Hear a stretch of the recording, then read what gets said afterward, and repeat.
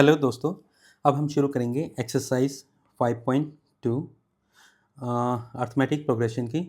जिसके अंदर पहला क्वेश्चंस दिया हुआ है। हम वन बाय वन सारे क्वेश्चन सॉल्व करेंगे इस सीरीज़ में और उसके बाद फिर एग्ज़ाम के क्वेश्चंस होंगे वो भी सॉल्व करेंगे। आपके कुछ अलग क्वेश्चंस होंगे जैसे कि किसी और बुक से या किसी सैम्पल पेपर से, तो आप वो मुझे कमेंट में मेंशन कर दीजिएगा। I will definitely provide you the answer for that questions with in that limited time. ऐसा नहीं होगा कि आपने डाला और हमने उसका रिप्लाई नहीं किया। We will make sure that you get what you deserve and what you requested. शुरू करते हैं। Fill in the blanks in the following table. हमें एक टेबल दी हुई है जिसके अंदर कुछ ब्लैंक्स हैं और हमें इनको फिल करना है। आगे देखते हैं क्या कहा है। गिवन दैट, और ये दिया हुआ है, A is the first term. अगर आप देखोगे ये क्या है, फर्स्ट टर्म है। Okay, D is the common difference. हमें जो डी दिया हुआ है ये क्या है, हमारा कॉमन डिफरेंस है। Okay, and next we have a n, the nth term. ये कितना है, ये nth टर्म है। nth टर्म मतलब कोई भी सीरीज अगर आपको दी हुई है एपी की तो उसमें खूब सारे टर्म होते हैं, जैसे कि A1 A2 A3। तो उसमें हमें A100 है, नाम नहीं पता कि ये कौन सा टर्म है, तो nth टर्म बोल के इसको हमने मेंशन किया हुआ है कि ये कोई टर्म है ऑफ द एपी। इस एपी का मतलब ये जो हमें टर्म्स दिए हुए हैं ये किसी एपी के टर्म्स हैं। तो इसको सॉल्व करने के लिए हम क्या करेंगे, one by one step wise answer करेंगे और आगे बढ़ेंगे। शुरू करते हैं। सबसे पहले हम करते हैं क्वेश्चन नंबर 1। इसमें क्या दिया हुआ है, हमारे पास ए दिया हुआ है 7, कॉमन डिफरेंस दिया हुआ है 3, number of terms 8 and value of terms is missing. अब बच्चे इस चीज़ में ज़्यादा कंफ्यूज होते हैं कि एन और ए एन में फ़र्क क्या है। अगर आपको मैं एक सीरीज़ दूँ ए पी की जहाँ पर है 2 4 6 8 10, ये कितने टर्म्स हैं टोटल, 5 टर्म्स हैं। अब इसके अंदर इसको हम क्या बोलेंगे, A1 A2 A3 A4 A5। ये हमारे 5 टर्म्स हैं टोटल इस तरीके से। अब यहाँ पर क्वेश्चन में अगर हमें n इज इक्वल टू 8 दिया है तो ये 8वें टर्म की बात करता है, और यहाँ पर an अगर ब्लैंक है या फिर an 0 दिया हुआ है तो इसका मतलब है 8वें नंबर पे जो टर्म आएगा उसकी वैल्यू 0 है। यहाँ पर क्या थी, 2 4 6 8 10, यहाँ पर पहले टर्म की वैल्यू है, ये सेकेंड टर्म की, ये थर्ड टर्म की, एंड फोर्थ एंड 5। तो ये ए फिफ्थ की वैल्यू है 10। ऐसे ही ए टर्म की जो वैल्यू है वो हमें फाइंड करनी है, और यहाँ पर एग्जांपल के लिए 18 टर्म की वैल्यू -5 है। अगर उसको आप 18 टर्म तक एक्सटेंड करोगे तो -5 आएगा। इसको हम क्वेश्चन करते करते और अच्छे से समझेंगे, ठीक है। अभी हम इसको कैसे सॉल्व करेंगे मैं आपको एक्सप्लेन कर देता हूँ। Here we go. सबसे पहले क्वेश्चन लिख लेते हैं। Given a is equal to 7, common difference is equal to 3, n is equal to 8 and value of nth term is equal to missing। तो सबसे पहले इस तरह के क्वेश्चंस में हमें क्या करना होता है, एक फॉर्मूला यूज़ करना होता है। वो फॉर्मूला कौन सा होता है, वो फॉर्मूला नॉर्मली हम जनरल फॉर्मूला ऑफ एपी बोलते हैं फॉर nth टर्म, लेकिन उसका मैं आपको एक ऑल्टरनेट नेम भी बताऊंगा, और मैं तो कहता हूँ आप लिख ही लो। इसका नाम है पोजीशन फॉर्मूला। इसको ऐसे लिख लो, an is equal to a plus n minus 1 into d. इसको जनरल nth फॉर्मूला भी कहते हैं। ये जो पोजीशन फॉर्मूला है ये नेम मैंने दिया है, क्यों, क्योंकि आप लोगों को ये तो पता है कि इस क्वेश्चन को सॉल्व कैसे करते हैं, बट आपको लॉजिकली ये समझने में थोड़ी सी प्रॉब्लम हो सकती है कि इस फॉर्मूले का यूज़ करते क्यों हैं। एग्जाम में आपको जो क्वेश्चन आएंगे वो अलग अलग आएंगे। आपका क्वेश्चन जो होगा बुक से कॉपी पेस्ट नहीं होगा, तो वहाँ पर हो सकता है सिचुएशन अलग हो।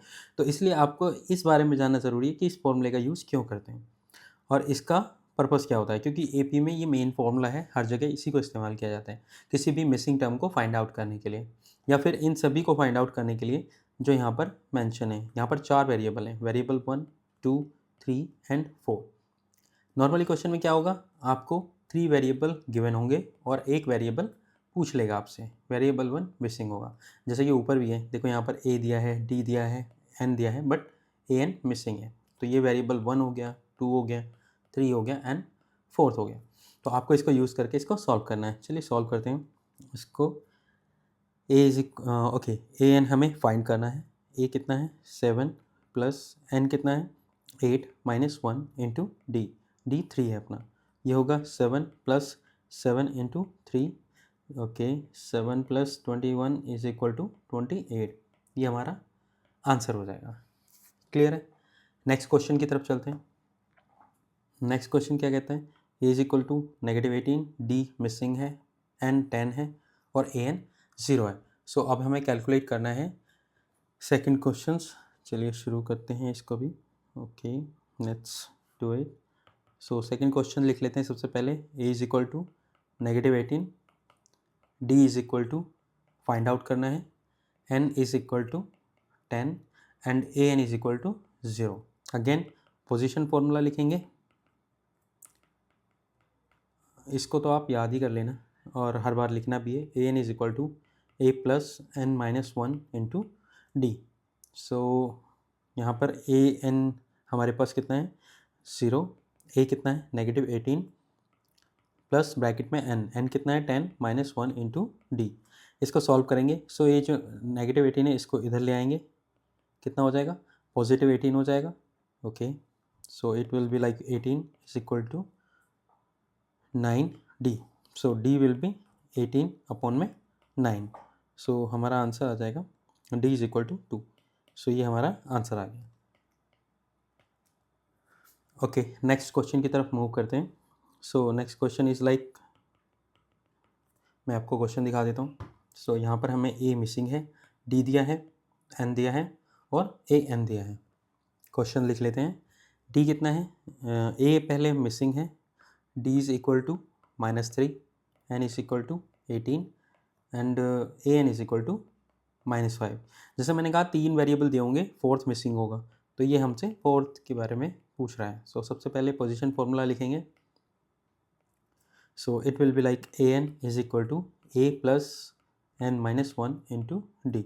एग्ज़ाम के अंदर आपका सॉल्यूशन मैटर करता है, आप उसको कैसे लाते हो मैथ में ये इररेलेवेंट है, क्योंकि यहाँ पर आपका जो टेस्ट है कॉन्सेप्ट का नहीं है बल्कि किस चीज़ का है, सॉल्यूशन का है। और ये शुरू करते हैं हम। ए एन कितना दिया हुआ है -5, ए मिसिंग है, एन है अपना 18 माइनस 1, डी अपना है -3। So it will be like -5 is equal to a 18 minus 1 17 multiply में -3। सो हम कह सकते हैं 17×51 -5 is equal to a -51 plus minus minus हो गया।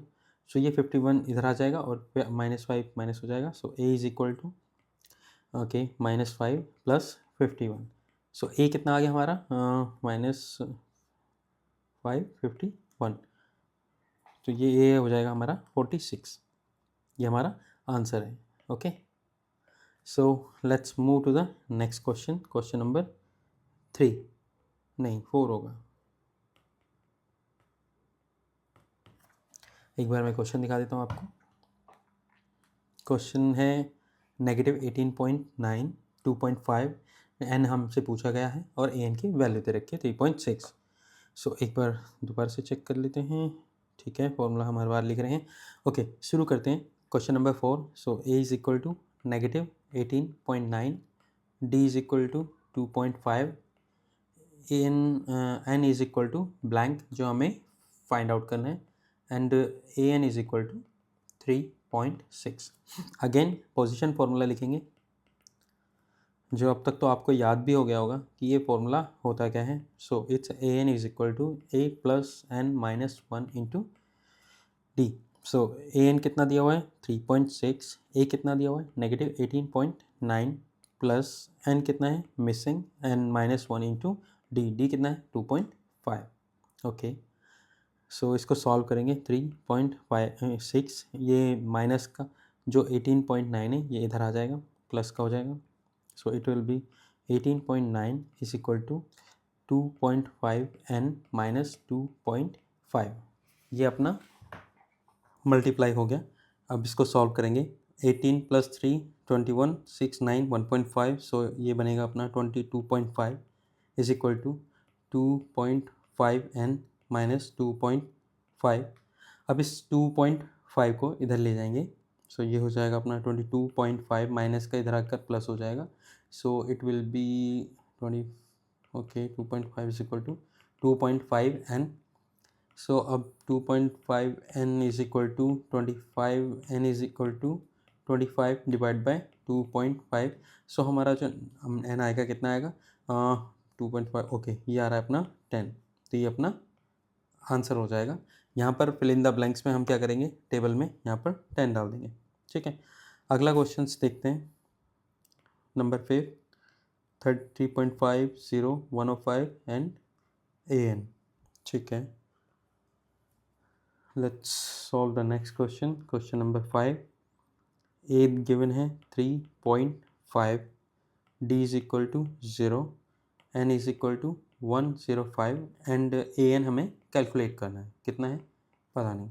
सबसे पहले हम पोजीशन फार्मूला लिखेंगे, जनरल फार्मूला भी कहते हैं इसको, ऑफ AP पोजीशन फार्मूला। अब तक तो ये आपको याद भी हो गया होगा, an is equal to a plus n minus 1 into D. So इसको सॉल्व करते हैं। an अपने को निकालना है, a गिवन है 3.5 प्लस n कितना है 105 माइनस 1 और d अपने पास 0 है। So an is equal to 3.5 plus 104 into 0। अब इस 0 की अगर हम 140 में मल्टीप्लाई करेंगे तो ये 0 हो जाएगा, क्योंकि 0 की किसी भी डिजिट में अगर हम मल्टीप्लिकेशन करते हैं तो 0 हो जाता है। तो अपना आंसर होगा an इज इक्वल टू 3.5। सो ये हमारा आंसर हो गया।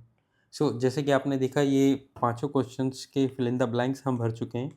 सो अभी हमारे पास क्वेश्चन नंबर 1 कंप्लीट हो जाता है। अब मिलते हैं अगली वीडियो में, और don't forget to like, subscribe and share the video, because we are gonna complete the whole syllabus one by one on this channel.